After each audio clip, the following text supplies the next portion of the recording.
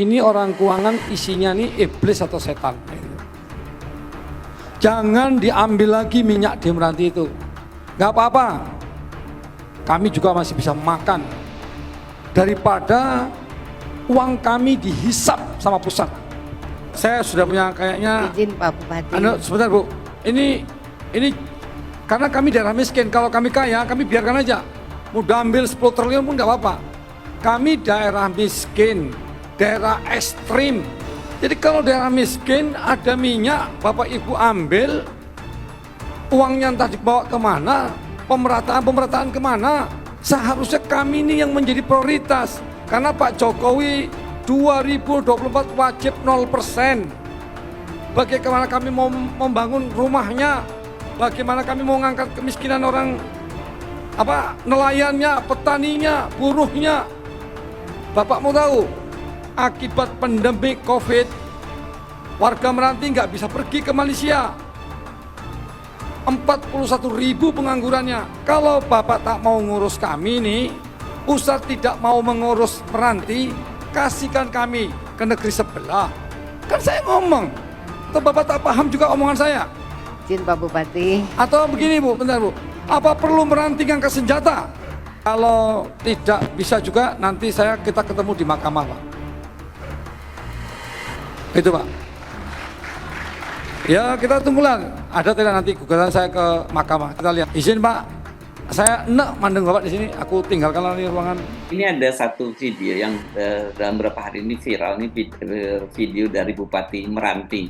Meranti itu, Kepulauan Meranti itu di Riau gitu, yang dia marah-marah karena soal pembagian hasil dengan orang Departemen Keuangan kelihatannya, dan dia mengancam walk out, juga mengancam lebih baik itu diserahkan ke negeri tetangga, maksudnya mungkin Malaysia atau apa gitu, karena mereka merasa bahwa daerah itu diperas habis kekayaannya, tapi sementara yang kemudian hasilnya terbesar ditarik ke pusat.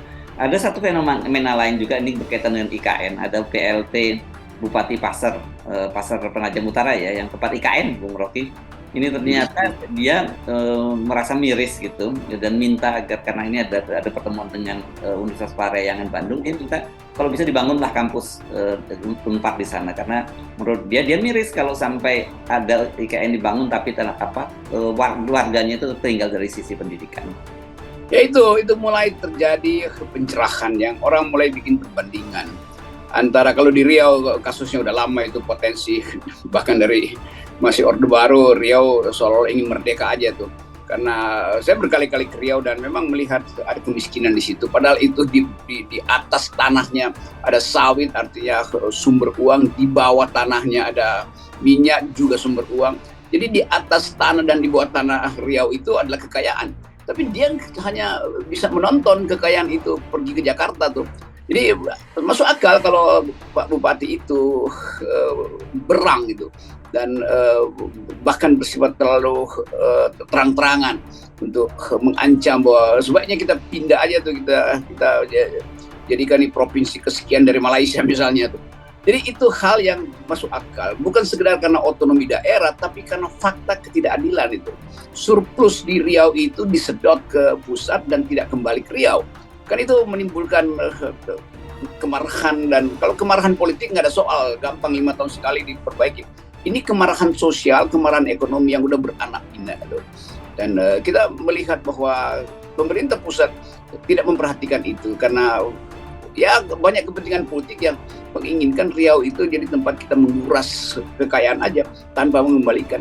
Demikian juga Bupati di Pasar Utara itu yang kemudian mulai berpikir bahwa seandainya IKN dibuat, itu artinya komposisi kekuasaan di IKN itu tidak mungkin diduduki oleh masyarakat lokal, karena kapasitasnya tidak ada. Kalau nggak ada universitas, artinya persaingan pengetahuan di situ akan dikalahkan oleh mereka yang datang dari luar Kalimantan. Kan itu intinya kan. Lalu terjadi ketegangan sosial lagi di situ. Tetap IKN ini semacam alat untuk memecah belah bangsa sebetulnya. Kalau kita lihat dari perspektif Pak Bupati itu, dia mau bilang, iya ini artinya bangsa akan terbelah. Ada IKN yang mewah, tetapi isinya adalah teknokrat, birokrat, intelektual dari Jakarta. Sementara masyarakat Kalimantan Timur hanya bisa menonton. Jadi kita mulai membaca satu kesepakatan baru bahwa di antara daerah-daerah itu mulai ada semacam social unrest. Paling tidak ada isu yang mereka pahami bahwa mereka hanya dijadikan semacam showcase gitu. Ada ibu kota, di mana ibu kota itu? Di Kalimantan. Apakah Kalimantan akan tumbuh? Iya, akan tumbuh, tapi pertumbuhan itu tidak akan dinikmati oleh masyarakat Kalimantan. Karena daya serap masyarakat Kalimantan dan kapasitas untuk ikut di dalam pertumbuhan itu tidak ada tuh. Pasti konglomeratnya datang dari Jakarta walaupun udah lama bermukim di Kalimantan. Pasti teknokratnya juga dari Jakarta tuh. Jadi kesenjangan ekonomi dan sosial itu akan menimbulkan ketegangan etnis pada akhirnya tuh. Hal yang potensial terjadi di Kalimantan. Karena kita masih ingat 20 tahun lalu peristiwa-peristiwa etnis yang menimbulkan kekerasan luar biasa di daerah-daerah khusus yang ada pertumbuhan ekonomi tapi tidak ada pemerataan. Ya, ini selama ini rupanya kita agak luput ya soal bagaimana pembinaan sumber daya manusia. Kita kemarin fokus pada bagaimana eksploitasi sumber daya alamnya. Dan kemudian Pak Jokowi lebih bicara soal Piala Dunia, soal ada mobil terbang, ada yang investor yang antri dan sebagainya. Tapi soal sumber daya manusianya ini yang selama ini kelihatannya nggak pernah jadi perbincangan yang jadi topik perbincangan ya, Bung Dok. Ya karena manusia nggak ada di dalam parameter ukuran pertumbuhan kan selalu dianggap sumber daya manusia bisa diimpor dari negara lain tuh untuk menempati posisi-posisi ekonomi maupun politik di IKN nanti itu ada surplus dari Jawa tuh, kalau nggak cukup ambil lagi dari negara asing itu. Jadi sebetulnya gangguan psikologi masyarakat Kalimantan Timur itu baru mulai terasa sekarang ketika mereka membayangkan kalau ada mobil terbang, mereka ada di mana? Ada sebagai penonton melihat mobilnya terbang itu. Kan mobil terbang itu teknologi tinggi yang juga menyebabkan ongkos ekonomi untuk ikut dalam fasilitas mobil terbang itu nggak bisa dicapai oleh mereka yang punya pendapatan rendah. Kan itu artinya mobil terbang itu yang terbang itu adalah elit, sementara rakyat itu ada di landasan aja tuh. Jadi bagian ini yang orang anggap oh iya kalau kita lihat video-video Pak Jokowi di dalam laptop dia memang keren, tetapi siapa yang nikmati itu? Trickle down-nya kemana itu? Bahkan dalam perhitungan itu ruginya minta ampun kalau itu diteruskan tuh. Jadi beban ekonomi dari IKN itu sekaligus menjadi beban sosial lalu menjadi beban batin tuh. Karena orang membayangkan rasa iri. Sama seperti jalan tol yang dibangga-banggakan itu dan mereka yang hanya punya motor itu yang merasa ya memang kita ada jalan tol tapi saya nggak bisa lewat, saya cuma punya motor itu. Dan itu yang mulai dipersoalkan orang bahwa cara negara itu mengasuh rakyat menyebabkan kemarahan di IKN, kemarahan di Meranti, dan itu masuk akal. Kalau Bupati Meranti merasa bahwa dia dipilih dengan legitimasi kuat, dia mulai mempersoalkan. Kalau gubernur nanti diangkat oleh presiden tanpa legitimasi, itu artinya bagian-bagian demokrasi keadilan sosial justru akan membahayakan pertumbuhan di Meranti, soalnya membahayakan politik di Meranti itu. Jadi sekali lagi yang kita sebut potensi otonomi daerah itu untuk bikin koalisi anti pusat bisa terjadi dan kita bisa ulangi peristiwa-peristiwa di tahun 58 pemberontakan PRRI segala macam karena elemen itu masih ada. Masyarakat Riau masih punya semacam obsesi untuk mengatur diri sendiri, bahkan membuat negara sendiri itu. Demikian juga bagian-bagian di Indonesia Timur. Nah, Indonesia Timur juga begitu. Kemarin juga viral video bagaimana pidato Pak Jokowi yang membanggakan pertumbuhan ekonomi di Maluku Utara ya. Ini Ternate ibu kotanya yang sampai 27% dan menurut Pak Jokowi ini tertinggi di dunia dan kemudian beliau membanggakan soal adanya tambang dan hilirisasi di situ. Tapi kemudian muncul jawaban dari, saya kira ini mungkin aktivis yang menyebutkan bahwa iya pertumbuhan 27% itu sama sekali tidak dinikmati oleh rakyat, yang terjadi itu dinikmati oleh para pengusaha Cina, pekerja Cina gitu. Nah ini kan yang selalu kita sebut sebagai ketimpangan atau kesenjangan sosial. Dan angka statistik itu sebenarnya tidak bisa menjelaskan detailnya karena itu hanya besaran yang kita sering sebut sebagai Gini rasionya gitu ya.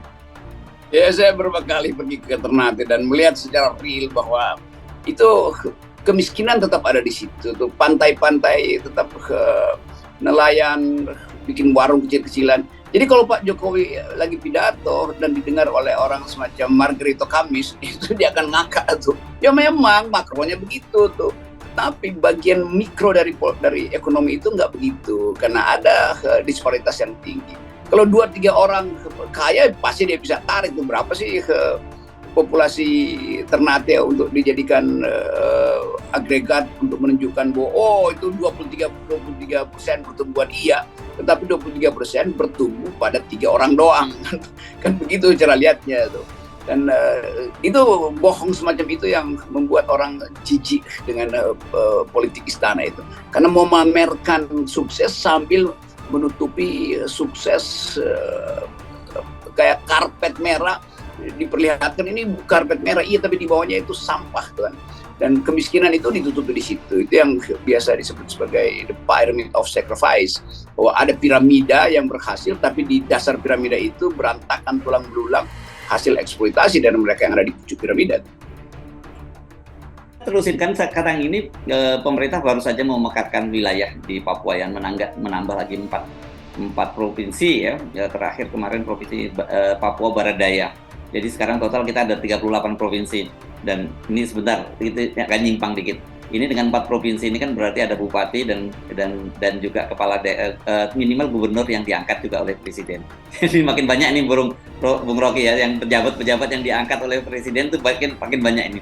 Tetapi kita yang akan fokus bahwa sejauh ini pun juga keluhan yang sama di Papua kan seperti itu juga. Jangan sampai kemudian pemekaran wilayah ini hanya semata-mata hanya menjadikan permainan para elit, tapi sebenarnya nggak ada dampaknya kepada rakyat di bawah, nggak ada apa-apanya.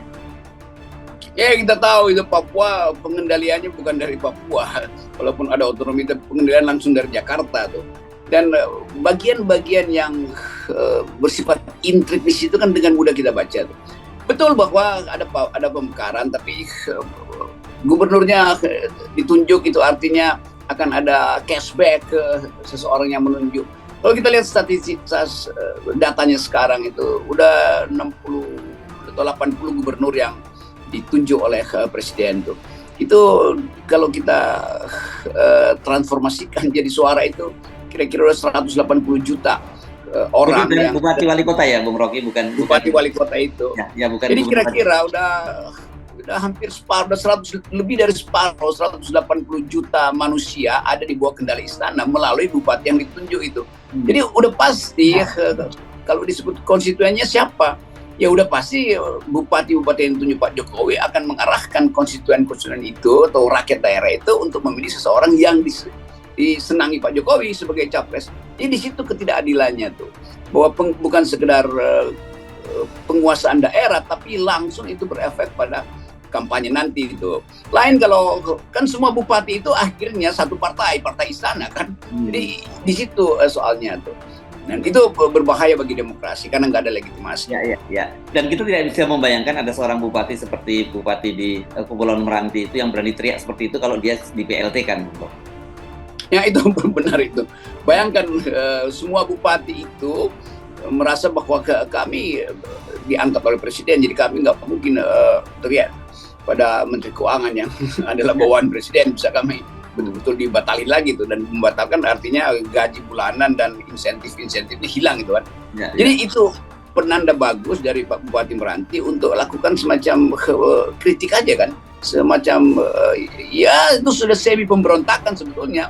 Kalau dalam sistem NKRI Orde Baru udah pasti dicopot dia dan dipenjara tuh. Tetapi itu konsekuensi dari ketidakadilan yang berlangsung sampai ke daerah. Kalau ada pemerataan pembangunan, Pak Bupati pasti menganggap Jakarta paham tentang teriakan rakyat Meranti itu. Tapi bagi dia udahlah, to be or not to be, mau disepak mau di macam-macam. Walaupun Pak Bupati itu tentu sebagai tokoh politik berupaya untuk menaikkan elektabilitasnya tuh dengan menunjukkan otoritas dia tuh. Tetapi orang harus lihat protes sosialnya. Kan banyak orang juga menganggap ini bupati ini caper doang nih karena mungkin mau jadi gubernur atau ada jabatan lain. Itu soal kedua tuh. Yang penting dia punya harga diri untuk mengatakan saya bupati punya legitimasi, karena itu saya berhak untuk mengkritik kebijakan pemerintah pusat yang eksploitatif terhadap Kepulauan Meranti. Iya, dan setelah nanti lebih dari separuh 272 plus ini ada gubernur 4 provinsi ya di Papua. Jadi 4 setengah, berarti 276 lah Bung Rocky yang ditunjuk oleh presiden nanti, oleh Mendagri dan presiden, saya kira kita tidak akan, saya kira ini pengendaliannya akan lebih sempurna lagi dan tidak akan muncul aspirasi-aspirasi daerah, dan itu berarti aspirasi dari rakyat juga tidak akan terakomodasi oleh pemerintah pusat. Nah itu intinya tuh, aspirasi rakyat tidak mungkin diakomodasi oleh pimpinan yang ditunjuk oleh raja, oleh presiden itu. Jadi dalilnya begitu sebetulnya. Ketidakadilan dimulai dari proses penunjukan itu. Pengangkatan PLT yang sekedar dimaksudkan untuk pengendalian politik itu udah pasti membatalkan aspirasi demokrasi itu. Dan sering saya katakan bahwa 2,5 tahun PLT bekerja itu artinya dia akan korupsi 2,5 tahun karena nggak ada yang awasi, rakyat nggak berhak sebetulnya tuh, karena dia bukan dipilih oleh rakyat, dan 2,5 tahun itu ada separuh dari tahun pemilu. Jadi kita kembali pada sistem kerajaan, bahwa bupati itu ekstensi aja dari kekuasaan raja itu. Raja suka-sukanya ngangkat bupati supaya bupati nyetor. Itu namanya politik apanase itu, menyetor pada raja. Iya. Dan itu sudah terjadi di Jakarta ya. Sekarang ini masyarakat Betawi lagi marah besar nih kepada Gubernur PJ Gubernur Heru Budi karena sekdanya yang kebetulan orang Betawi dicopot begitu saja dan dipindah menjadi asisten gubernur. Ini luar biasa, ada seorang PJ seperti Heru Budi bisa seenaknya seperti itu melakukan dan mengambil berbagai kebijakan. Ya itu kan ngapain sebetulnya copot-copotan? Ya, buat dia kerja aja tuh, lanjutkan apa yang belum diselesaikan Anies itu, perbaiki bagian-bagian jalan yang belum sempat diselesaikan Anies. Bukan mengganti orang-orang Anies kan, ini kan bukan orang Anies, ini pekerja teknokrat, birokrat DKI yang udah bertahun-tahun kerjanya sama. Cuma karena ada pesan-pesan khusus dari istana, itu takut nanti justru yang ditinggalkan Anies itu akan mengintai kebijakan pejabat gubernur. Dia statusnya pejabat kok, apa haknya untuk melakukan sesuatu yang sifatnya radikal itu kan nggak bisa itu. Tapi kita tahu bahwa itu pesanan dan itu bisa terjadi di 274 kabupaten kota yang lain. 276 jadinya ya nanti ya. 276 dengan Papua ini.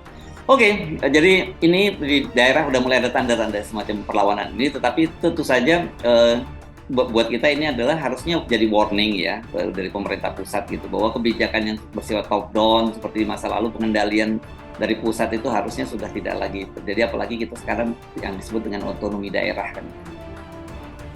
Ya, jadi kembalikan hak daerah untuk mengatur diri sendiri dan jangan eksploitasi itu. Daerah menyumbang dan sumbangan mereka itu betul-betul datang dari bumi rakyat dia sendiri itu. Jadi jangan enak-enak aja itu. Dan kalau kita lihat data misalnya selama kepemimpinan Pak Jokowi, jumlah presentasi hasil ekstraktif dari seluruh Indonesia itu yang balik ke negara cuma 8-9% itu. Selama Pak SBY masih ada 21-25%. Selama Pak Harto itu 33%. Jadi terlihat betul bahwa bagian yang kembali ke negara melalui APBN dan APBD itu makin kecil porsinya. Artinya yang dirampok oleh elite itu yang disebut oligarki itu jauh lebih besar di era Pak Jokowi dibanding era Pak SBY dan Pak Soeharto tuh. Jadi kalau untuk lihat itu betul-betul memang perampokan kok, apalagi istilahnya tuh. Ya. Oke, dan saya kira salah satu yang proposal yang kita usulkan untuk menghentikan perampokan itu kita mulai dari nol. Ya. Ini kebersihan batin itu mulai dari nol, kebersihan politik juga mulai dari nol.